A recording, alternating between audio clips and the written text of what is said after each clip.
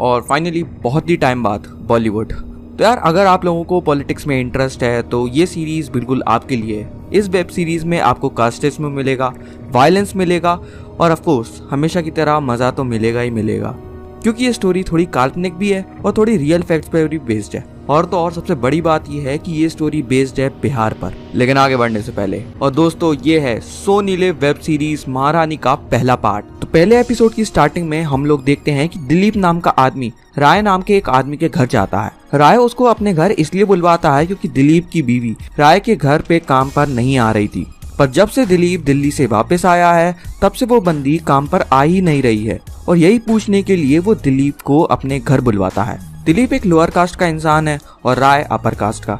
दिलीप राय से कहता है कि उसकी कम्युनिटी ने अब ये डिसाइड किया है कि आज से इन लोगों के यहाँ से कोई भी औरत किसी भी अपर कास्ट वालों के यहाँ काम नहीं करेगी। अब ये सुनकर राय की हट जाती है और वो दिलीप को याद दिलाता है कि तेरा बाप भी मेरे यहाँ महावत था।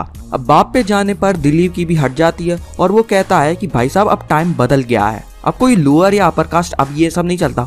और तो और जो हमारा बिहार का सीएम है ना बीमा भारती, वो भी एक लोअर कास्ट का ही बंदा है। इतना सब कहकर दिलीप वहाँ से जाने लगता है, लेकिन तभी राय का एक आदमी उसको पीछे से गोली मार देता है। वहीं बिहार का सीएम बीमा भारती छठ की पूजा के लिए अपने गाँव जाता है। रास्ते में भीमा का पीए मिश्रा उसको बताता है कि उसकी पार्टी में उसके खिलाफ कुछ चल रहा है, जो कि और कोई नहीं उसकी पार्टी के ही मेंबर नवीन कुमार कर रहे हैं। भीमा इन सब बातों को इग्नोर करते हुए अपने घर पहुंचता है, जहां उसकी बीवी उससे थोड़ा नाराज रहती है क्योंकि वो अपना सारा वक्त पटना में रहता है, ऑफकोर्स अपने काम की वजह से, और वो उन लोगों को बिल्कुल भी टाइम नहीं देता। अब इस सीरीज में ये बिल्कुल भी नहीं बताया गया है कि वो अपनी फैमिली से दूर क्यों रहता था या फिर उसकी फैमिली पटना क्यों नहीं आती थी। भीमा की बीवी का नाम रानी है और उसके 3 बच्चे हैं। रानी अपने पति से इतना ज्यादा गुस्सा रहती है कि वो एक सीएम से गाय का दूध निकलवा कर उसको मंडी में बेचने तक को बोलती है और बेचारा भीमा उसको अपनी पत्नी को मनाने के लिए सब करना पड़ता है।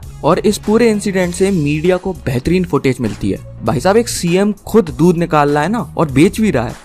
वहीं पटना में नवीन कुमार जो कि हेल्थ मिनिस्टर है, वो प्रेम नाम के एक आदमी के साथ बैठा रहता है और प्रेम इसी पार्टी का एमएलए होने के साथ साथ एक मिनिस्टर भी है। यहाँ नवीन कुमार ये डिस्कस करता है कि साला पीएम कैसे कैसे काम कर रहा है, तो बातों बातों में एमएलए प्रेम कुमार के मुंह से निकल जाता है कि सर ये जैसा भी हो लेकिन सीएम तो इसी को बनना था क्योंकि ये बंदा डिजर्व भी करता है। अब ये सुनकर नवीन कुमार जो कि खुद सीएम बनना चाहता था, उसका दिमाग बहुत जोर से हिल जाता है और वो एमएलए प्रेम कुमार को यहीं के यहीं नंगा करवा देता है। वहीं मुरैना में शंकर महतो नाम का एक आदमी जो कि लाल सेना का हेड है, वो अपने सारे आदमियों के साथ अपर कास्ट वाले राय के घर पे जाता है और एपिसोड की स्टार्टिंग में जो बंदा मरा था उसको जिन जिन लोगों ने मारा या फिर जिन जिन लोगों ने उस पूरे प्रोसेस में इन लोगों की मदद की, उन सबको इकट्ठा करके मार देता है। अगले दिन सीएम को इस हत्याकांड के बारे में पता चलता है और वो तुरंत वहाँ पर जाते हैं। यहाँ पर डीजीपी भी रहता है जो कि भीमा को बताता है कि 8 लोग मारे गए हैं और 5 लोग बहुत जोर से घायल है। तो सीएम भी डीजीपी से बोलता है कि साले तेरे को ये सब बताने के लिए रखा गया है या रोकने के लिए। भीमा वहाँ सब मरने वालों के परिवार से मिलता है, पर वहाँ के लोग भीमा का पूरा विरोध करते हैं क्योंकि भाई साहब वो लोअर कास्ट वाला बंदा है ना, इसलिए, और जितने भी लोग मरे हैं वो अपर कास्ट वाले हैं। वहीं पटना में नवीन कुमार सीएम रेसिडेंस के बाहर धरने पर बैठ जाता है और सभी मरे हुए लोगों के लिए इंसाफ मांगता है। इस न्यूज का कवरेज टीवी पर भी चल रहा होता है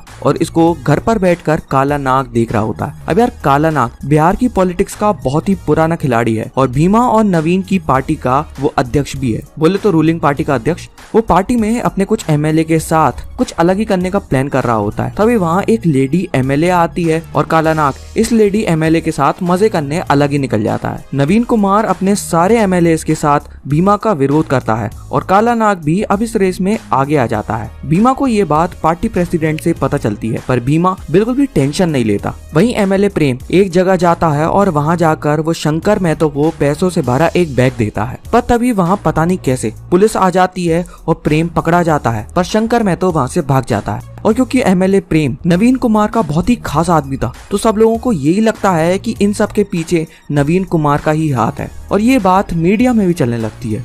लेकिन नवीन को लगता है कि ये उसको दबाने के लिए किसी की चाल है, इसलिए वो इस बात के बारे में और ज्यादा जानने के लिए बिहार के डीजीपी से मिलता है।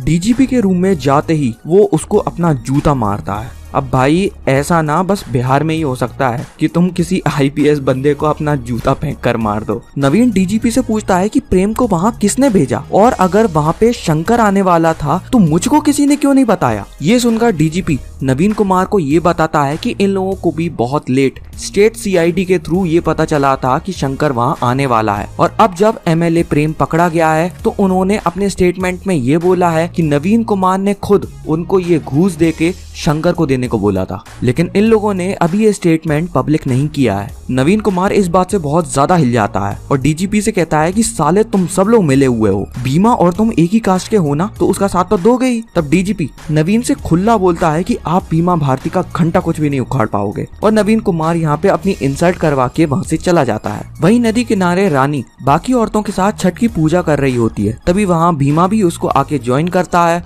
और उसके साथ नदी में उतरता है। तभी पीछे से 2 शूटर आके उसको पेल लेते हैं। गोली लगते ही भीमा की सिक्योरिटी उसको घेर लेती है और तुरंत उसको पटना मेडिकल कॉलेज में एडमिट कर देती है। यहाँ रानी भी भीमा के साथ पटना आ जाती है। वहीं CM की सेक्रेटरी कावेरी वहाँ के SP और DM से सवाल करती है कि ये सब हुआ कैसे। तब SP जवाब देता है कि CM सर खुद ही सिक्योरिटी का घेरा तोड़कर पानी में गए थे। तभी वहाँ काला नाग आता है CM को देखने। वो मिश्रा से भीमा की हालत के बारे में पूछता है। तब मिश्रा उसको बताता है कि CM सर खतरे से बाहर हैं और जल्दी ही ठीक हो जाएंगे। भीमा के रूम में काला नाग की एंट्री होती है। यहाँ काला नाग रानी के पास आता है और उसको हवस भरी नजरों से देखकर कहता है कि आपको किसी भी चीज की जरूरत हो तो मुझको जरूर बताना। जाते वक्त उसको रास्ते में नवीन भी मिलता है और वो भी भीमा को देखने वहाँ आया है। नवीन अपने सभी MLA के साथ वहाँ पे आता है और उसको देख के काला नाग उससे पूछता है, अरे नवीन कमाल है, सारे MLA लेके चले आए।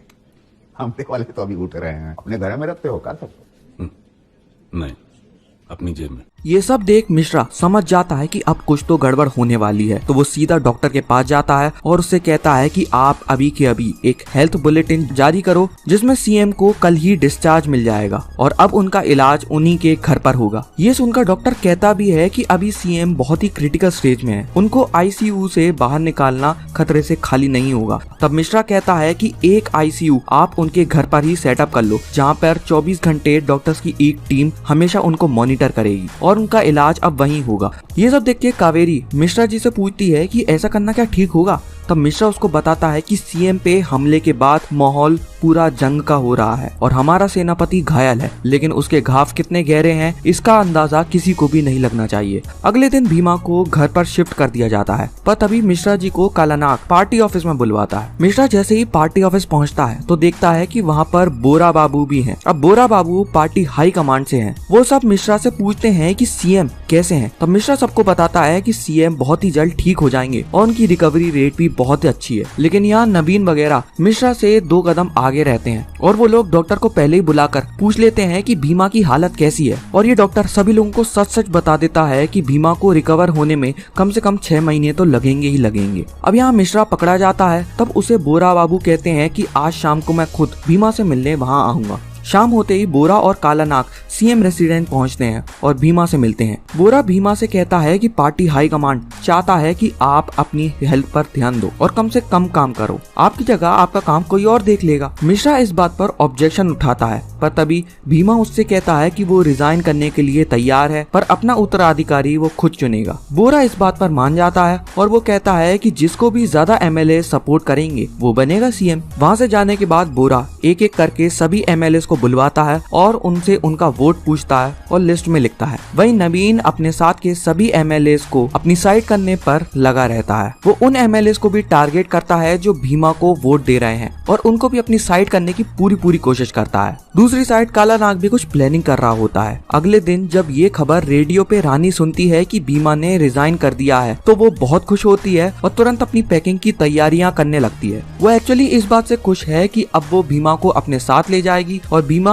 अपने ही घर पर रिकवर करेगा। जैसे वो भीमा के पास जाने लगती है तो देखती है कि वहाँ पे बहुत सारे लोग आए हैं। तभी उनमें से एक MLA जो रानी को नहीं पहचानता वो उससे कहता है कि हमारे लिए चाय बनवा कर लाओ, तो रानी उसके लिए चाय बनाने चली जाती है। वहीं सभी 117 MLA एक रूम में इकट्ठा होते हैं जहाँ बोरा रिजल्ट अनाउंस करेगा। लेकिन इन सभी से पहले वहाँ पर MLA प्रेम आता है, यानी वही बंदा जो संतोष के साथ पकड़ा गया था। बोरा अब सभी लोगों को रिजल्ट बताता है।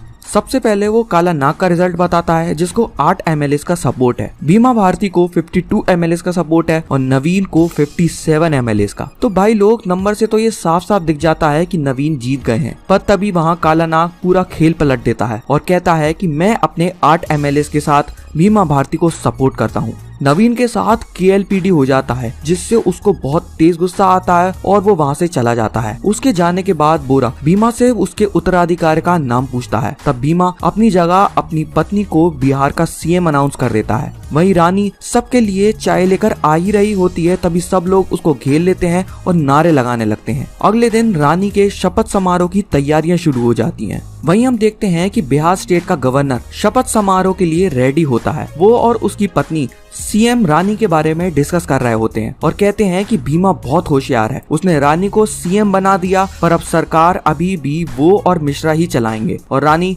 गूंगी गुड़िया की तरह बस ऑर्डर पास करेगी और बस मोहर लगाएगी। तब गवर्नर की पत्नी उससे क्वेश्चन करती है कि क्या आप भूल गए, हमारे यहाँ पॉलिटिक्स में गूंगी गुड़िया इंदिरा गांधी को कहा जाता था। वहीं जैसे ही सभी लोग शपथ समारोह में पहुँचते हैं तो रानी इतने सारे लोगों को देखकर बहुत ज्यादा नर्वस हो जाती है। तब मिश्रा और कावेरी भी उसके साथ स्टेज पर जाते हैं। गवर्नर जब रानी को शपथ पढ़वाते हैं तब रानी उसको ठीक से पढ़ नहीं पाती क्योंकि वो खुद एक अनपढ़ है। वो सब वही शब्द रिपीट करती है जो कि गवर्नर कहते रहते हैं और बहुत सारे शब्दों को वो ठीक से बोल भी नहीं पाती। और तो और साइन करने की जगह वो अपना अंगूठा लगाती है। अगले दिन कावेरी रानी को ऑफिस लेने जाती है, पर रानी उसके साथ ऑफिस चलने से सख्त मना कर देती है और अपने रूम में ही घुस जाती है। तभी वहाँ मिश्रा जी आते हैं और रानी को जबरदस्ती सिक्योरिटी बुलवा के ऑफिस ले जाते हैं जहाँ उसकी पहली कैबिनेट मीटिंग होती है। वो जैसे ही ऑफिस पहुँचती है वहाँ पे सब लोग उसका वेलकम फ्लावर देके करते हैं जो पता नहीं उसको ठीक नहीं लगता। वो उन सबसे कहती है कि आप लोगों को शर्म नहीं आती कि एक शादीशुदा औरत को फूल दे रहे हो। अब यार इस बात से तुम लोग अंदाजा लगा सकते हो कि बिहार कैसे हाथों में है। अब यहीं पर रानी की बेटी का फोन आता है और रानी सभी के सामने इस फोन को उठाकर अपने गाय बछड़ों की बातें करने लगती है। अब इसके बाद रानी सभी लोगों से बोलती है कि अब से कोई भी मुझे फूल वगैरह नहीं देगा। मिश्रा जी बाहर आके कावेरी को एक प्रेस रिलीज करने को बोलते हैं जिसमें रानी भारती ने सरकारी कामों पर होने वाले बेकार के खर्चों पर रोक लगा दी है और सरकारी कर्मचारियों में लेडीज के ना होने पर भी सवाल किया है। मतलब ये देखकर साफ पता चलता है कि रानी बस ऐसे ही कुर्सी पर बैठी है और सरकार आज भी उसका पति चला रहा है। वही रानी भारती के CM बनने से नवीन कुमार अपने साथी MLA के साथ अपोजिशन पार्टी को ज्वाइन कर लेता है, जिसे भीमा की पार्टी में कुछ MLA कम हो जाते हैं। अगले दिन मिश्रा जी काले नाग से मिलते हैं और उससे पूछते हैं कि भीमा भारती पे हमला आखिर किसने करवाया। काला नाग साफ साफ बोल देता है कि इस चीज में उसका कोई भी हाथ नहीं है और ना ही उसको इस बारे में कुछ भी पता है। तब मिश्रा जी मुखिया का नाम लेते हैं और कहते हैं कि आपकी उनकी दोस्ती के बारे में सभी लोगों को पता है। अब यार एक छोटी सी इन्फो कि जैसे लाल सेना लोअर कास्ट वालों की है ना, वैसे ही एक ग्रुप अपर कास्ट वालों का भी है जिसका लीडर है मुखिया। ये सुनकर काला नाग मिश्रा से कहता है कि वो ऐसी राजनीति नहीं करता। तब मिश्रा भी उससे कहता है कि चलो एक पल के लिए मान लिया कि आपने ये काम नहीं करवाया, लेकिन अगर आपको इस बारे में पता नहीं है इस बात को नहीं माना जा सकता, और अगर आपको नहीं भी पता है तो पता कीजिए ना, आपको काला नाग ऐसे ही थोड़ी बुलाया जाता है। वहीं अगले दिन रानी फिर से ऑफिस जाने से मना कर देती है तो मिश्रा अब उसका हाथ पकड़कर उसको उसके पति भीमा के पास लाता है और उसको उसका वास्ता देके थोड़ी इमोशनल बातें करता है। थोड़ी देर बाद रानी ऑफिस जाने के लिए रेडी हो जाती है और कावेरी के साथ निकल जाती है। सबसे पहले जाकर वो DGP को चटकाती है क्योंकि अभी तक शूटर्स के बारे में कुछ भी पता नहीं चला है।